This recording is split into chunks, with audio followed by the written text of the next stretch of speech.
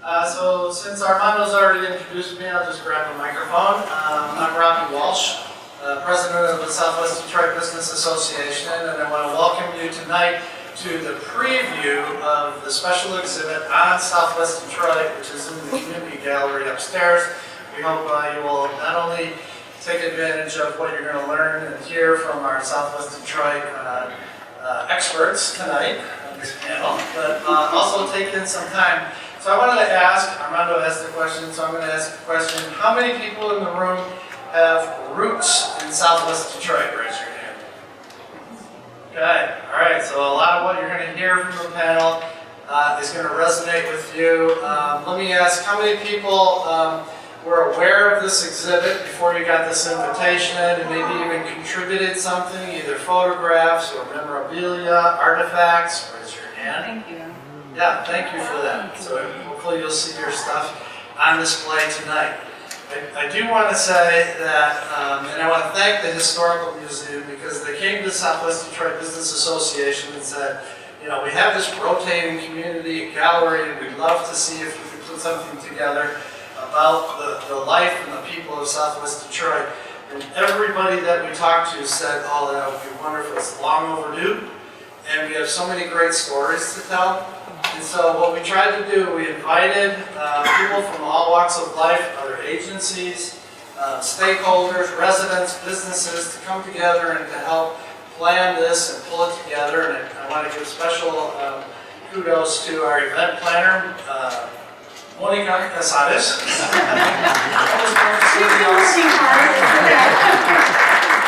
And we call our lead curator, Elena Rodriguez. Our other two panelists, Dan Clark and Gloria Rosas, will be introduced in more detail in a few minutes, but we had a wonderful collaboration of planners that came together. And I want to leave you with this thought.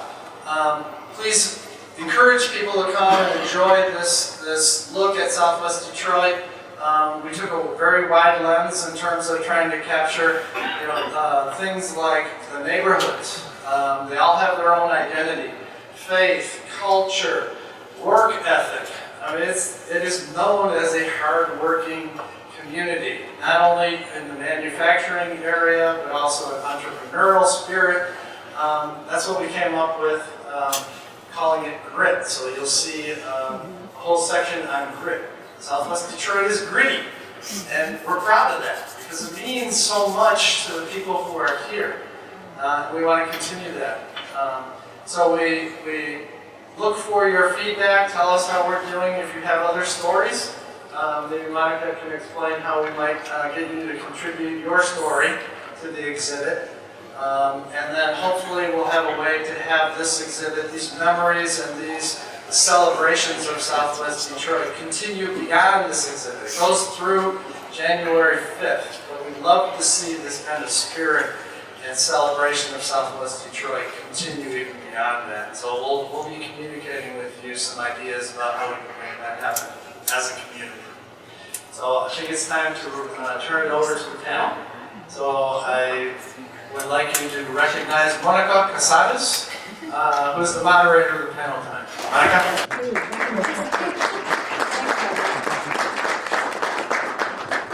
Thank you all for being here, and thank you all for coming. So I'll start off with just two things. The full name of the exhibit is Southwest Detroit, More Than a Place.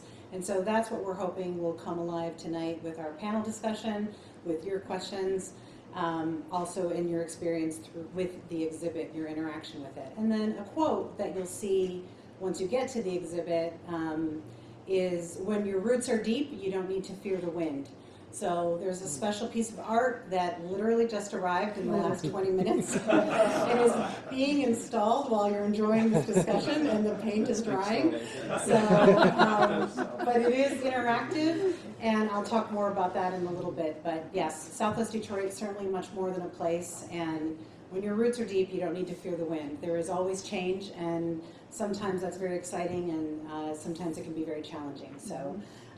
But yes, so Robert introduced our panel. This is Gloria Rosas, Elena Rodriguez, and Daniel Clark. We pulled this panel together because they have different areas that they're passionate about and different things that they represent in the community. Certainly we're not going to touch on every single aspect of the exhibit. That's for you to explore. But I asked each of them to think a little bit about something that either they contributed to the exhibit or something that they know is in the exhibit that they can bring to life a little bit for you. And so if you can each introduce yourself and let us know how you're connected to Southwest Detroit, and then, yeah, share a little bit. And Maria Elena, if you can start and talk a little bit about the background of the exhibit as well, that'd be great. Okay, thank you for coming. Yeah, push it on all the way. There you go. Okay, thank you for coming. Thank you for being here. This is something that's close to my heart because as a kid, and I've always loved coming to museums. My parents would bring me to the different museums, and I always felt like we as a community were missing. And Detroit was made up of a tapestry of different ethnic communities. And as we all know, the majority have moved out to Macomb County, to Oakland County, out of the Detroit area. And here we are, still here and still going strong. And that story has to be shared.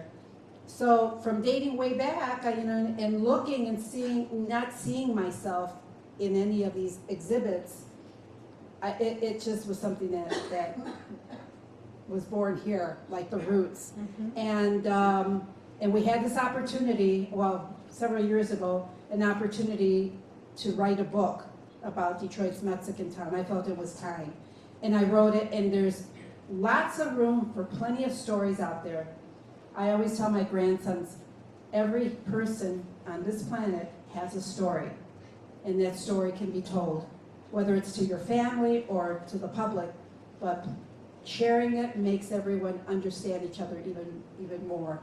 So, stepping out of that, I decided when I talked to Rob that this was the perfect opportunity, again, to have an exhibit at a mainstream spot, and that would be the Detroit Historical Museum.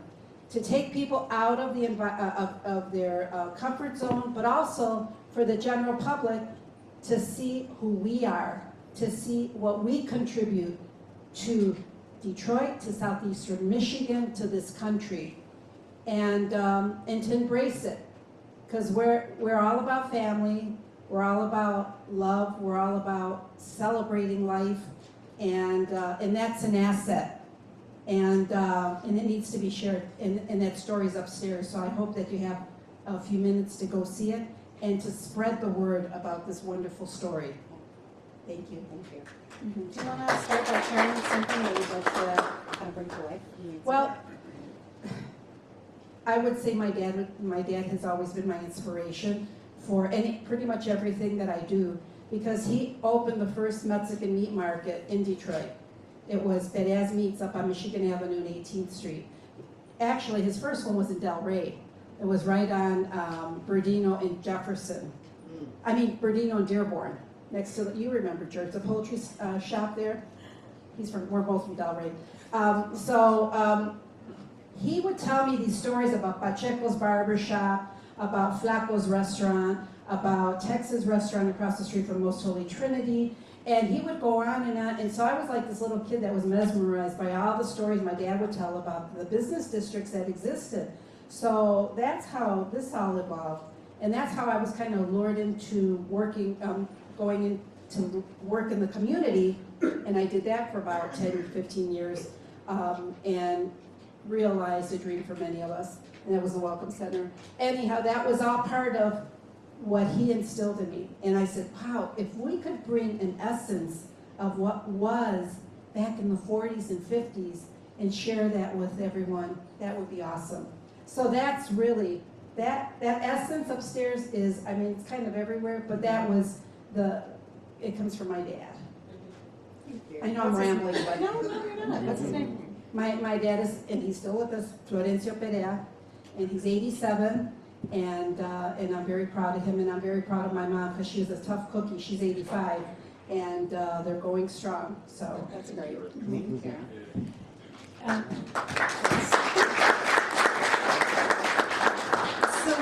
questions I asked Maria Elena to name her father, name her mother, and it's what I'm going to want you folks to do in terms of interact with the exhibit with this tree that has this amazing quote. So there's some leaves there for you with some things to write on, so that, you know, if your story didn't get a chance to be told in this exhibit, if you didn't get a chance to contribute an artifact, or even if it did and there's somebody else you want to put on the tree or on the roots, please do that. Name your antepasados, right? Your ancestors, the people who helped get us all to this moment, and make that part of that interactive exhibit. So that's something we're going to look forward to it growing throughout the months. Gloria, can you introduce yourself? And, Of course. Is it on? Yeah. Buenas noches. Great. Me gusta que conteste en español. My name is Gloria Rosas. I'm from Guadalajara, Jalisco. Proud daughter of Elisa Alatorre Jaramillo and Eduardo Delgado Diaz. My father was from Zacatecas. My mother was from Jalisco also. I came to Detroit probably 74, something like that, early 70s. I didn't want to come to USA, but I got married. I was blessed, to marry Herman Rosas Farias. He came to Detroit in his teens. And of course, I followed him. My husband was un hombre de palabra, un hombre de honor, honest man, but he was an entrepreneur. And when I arrived to Detroit, I had 4 children. I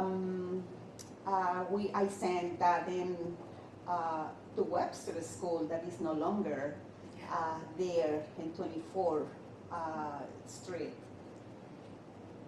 And I realized that my child was receiving education in a closet in the middle of this bathroom. Was not acceptable. It was not acceptable. And I guess, that the India part of my heritage made me advocate for my children. So I really invent and reinvent myself many times. So at that time I started advocating for bilingual education. So we succeed actually from that battle that we have. Bilingual education became a law in Michigan that is no longer in existence either. Okay, we went back, many times. And then, my husband, like I said, he was my biggest blessing. He went home 11 years ago, and we opened a business in Southwest Detroit, Sochi's Gift Shop. You had to go and visit Sochi's Gift Shop. It's a unique place. And that gave me the opportunity to go and do my shopping in Mexico, so somebody has to sacrifice to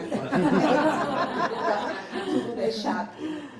So I guess, I was in many ways involved in different areas in Southwest Detroit. I was blessed also to have, many mentors that helped me, and one of them is George Casarez. He was my supervisor in Latino Family Services, and I remember, how many fights we had. No, George, we need to do this and that. Gloria, yes, I know that we need to do it, but please allow me to help you to learn and to do it in the right way. No, George, we had to do this right now. But thank you, George. I learned a lot from you. So That's great. I love it. That's fantastic.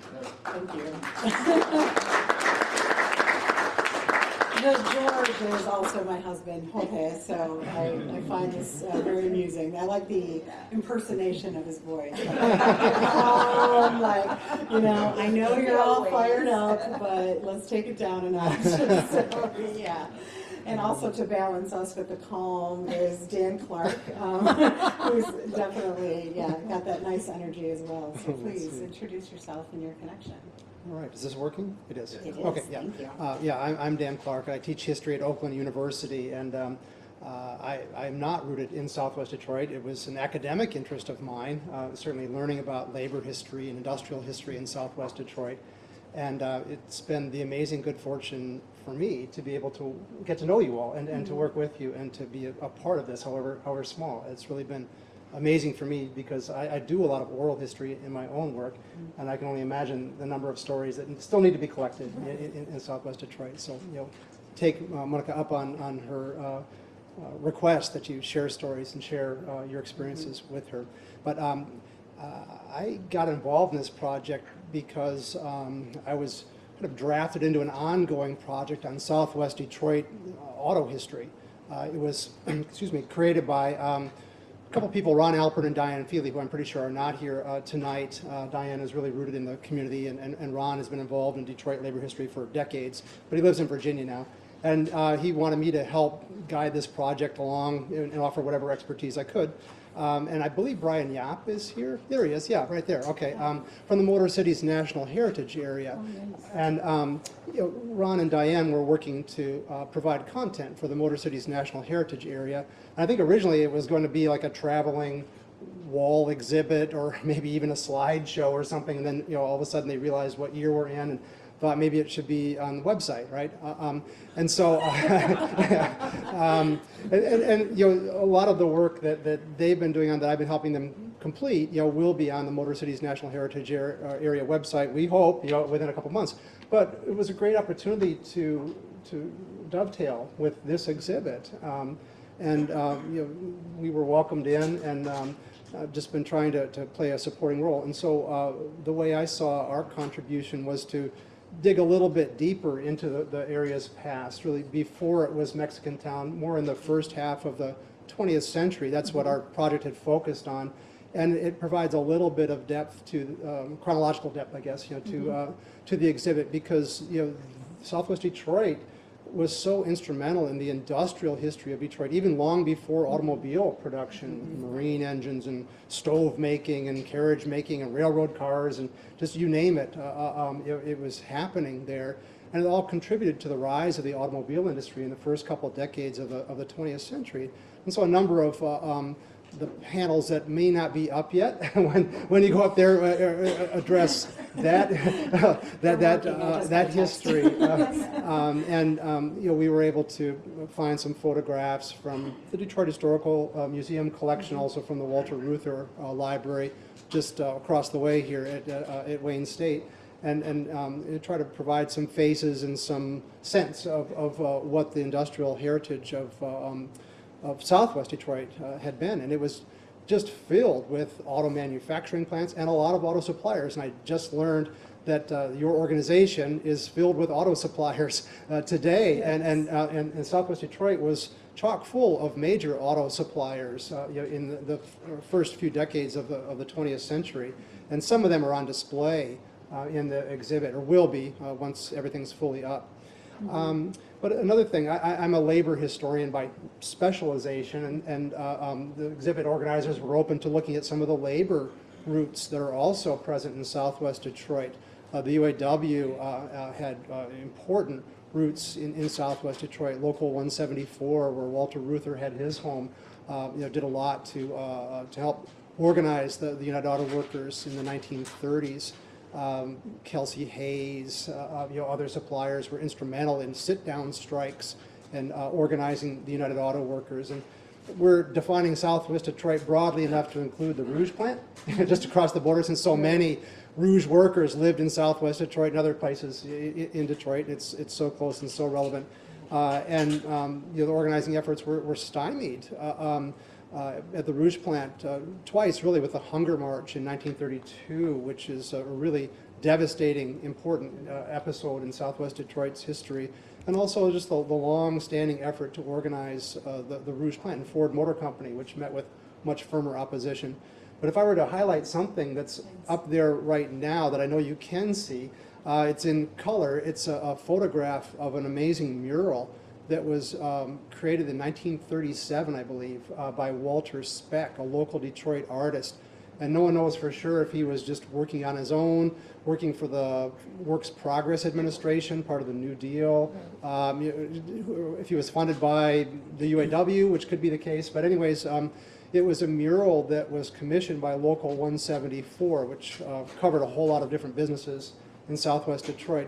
And it depicts some of the major events in the mid-30s in labor organizing campaigns.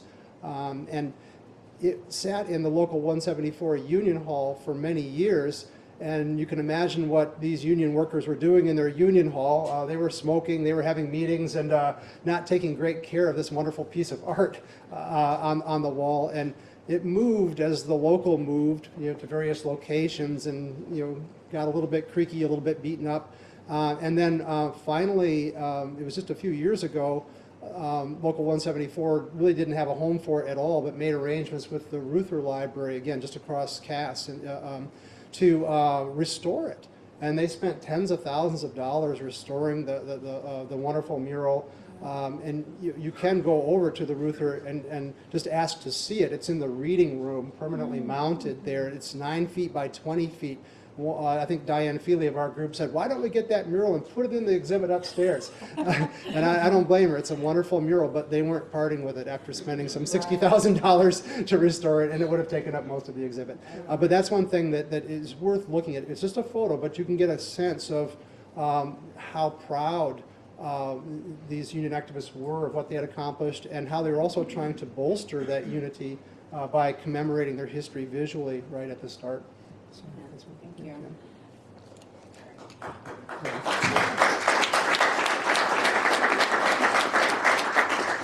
So I'll just take a moment and walk you through the exhibit. So when you have the opportunity to explore it, you'll come in and to the right where it's not all chronological, but right at the beginning are some really amazing artifacts from the Native American collection here of the museums. So those are things that I want to bring up because it was an interesting thing in that they have an enormous collection here at the museum, but it was really hard to pinpoint, is anything really from here, right? Literally from Southwest Detroit. We all know the lore of the Indian mounds, and those existed. There's still one at Fort Wayne. There were some bigger ones that are no longer around. Different artifacts have been uncovered in the excavation for the new expansion of the bridge, both on the United States side as well as in Canada. But very little is able to be attributed to this area because those things weren't starting to be collected until they traveled, till folks started traveling west and picking up Indian artifacts or Native American artifacts and bringing them back as remembrances, right? So we have things that are attributed to the peoples of this area, but they may have been collected further west in the United States. But it's important to note that because this is what happens to our history, right? Things that happen even in our daily lives are so easy to forget. So it's important to acknowledge that. And you'll come in and it'll be Del Rey, I believe, is first to your right. And there were some really amazing things that were brought to the table from the folks from Del Rey. We reached out through Facebook. There's a Remember the Streets of Old Del Rey Facebook group of some kind. And a lot of people really heeded the call and brought very meaningful, moving things to them, things from their own personal lives and their families. And then we get into Mexican Town, which Marilena did an amazing job curating and really trying to pull together that story that people really identify with Southwest Detroit currently, the large Hispanic population and how that came to be and what are the contributions, and really just get to know that community as individuals in a way. Then we have a broad stroke of entertainment, and that is one of the things that for me really was very moving to learn because I love film, and my husband and I enjoy all kinds of movies from foreign films to, comic book hero movies. There were more theaters just in Southwest Detroit than there really are in Metro Detroit right now, all the way from the late 1800s into the early 1900s. And so there's a list of those theaters and their heyday. And the only one that's still standing and still showing films in this area is the Summit on Michigan Avenue. And they're going through their struggle and trying to raise money for their marquee and trying to stand proud and having programming and working with all the nonprofit organizations to do fundraising. So it's really amazing that that theater has survived the test of time. It's a little rough around the edges, but it's definitely worth supporting. Then there's some military history, and we, again, did very broad strokes there, so sort of anybody uniformed. There's a beautiful picture of the mounted police from Southwest Detroit unit and other military history there. There's a running film that has shorts of all kinds of really interesting things, everything from excerpts from the movie The Rosary Murders that was filmed on location at Holy Redeemer in Southwest Detroit.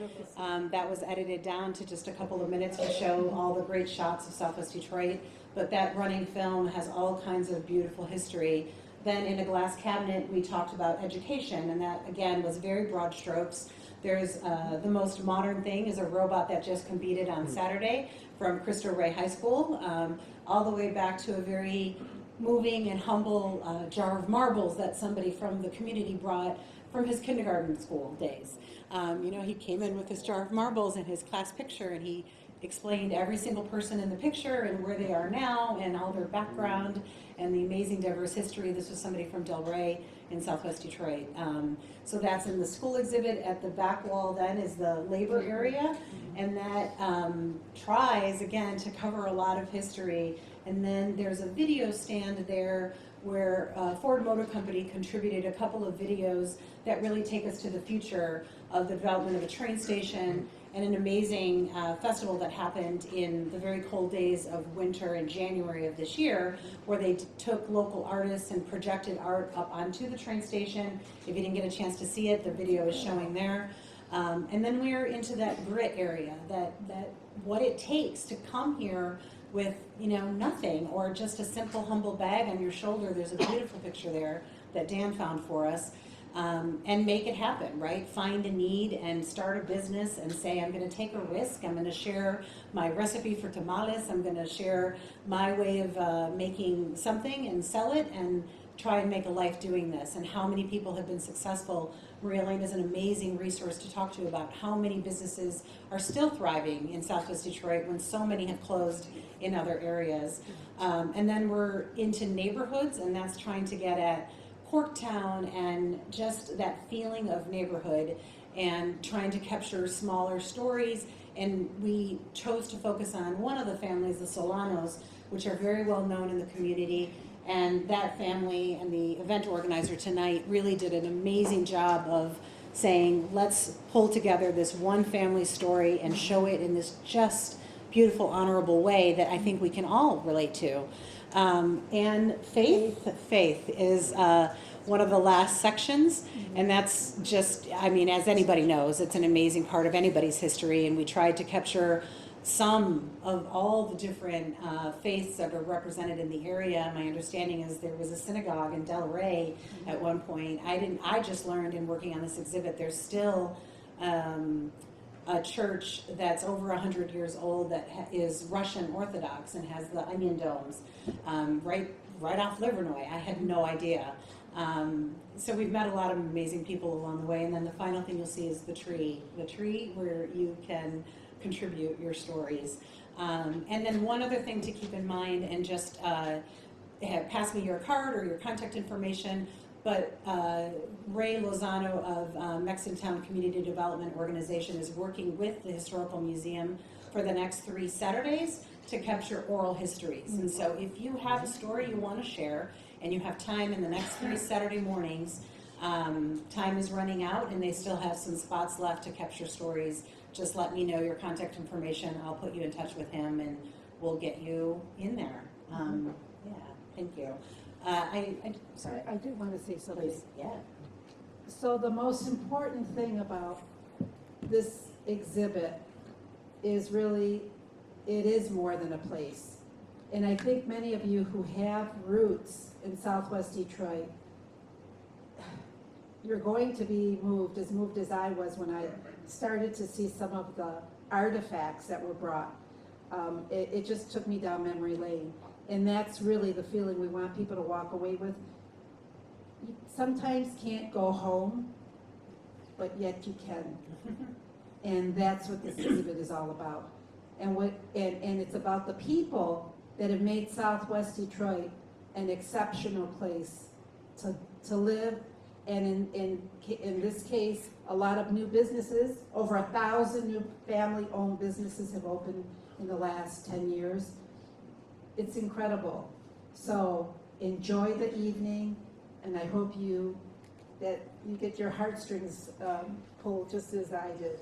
Absolutely. And at this time, we wanted to, I know this is a combination event of members of the museum that are used to kind of doing these Q&As and these educational forums, and the guests of the Hispanic Chamber that are used to a little bit more of a brief program with a lot of networking. And so if folks want to, separate now and some people go up and start taking a look at the exhibit, we're welcome to stick around and do a little more Q&A if you want to do that. So we're just going to take a moment here for transition. Don't feel anything about heading up to see the exhibit. But if you'd like to stay, then we're here to talk a little longer. Thank you. Yeah, Thank you for but being thank here. you all for being here. Thank you very much.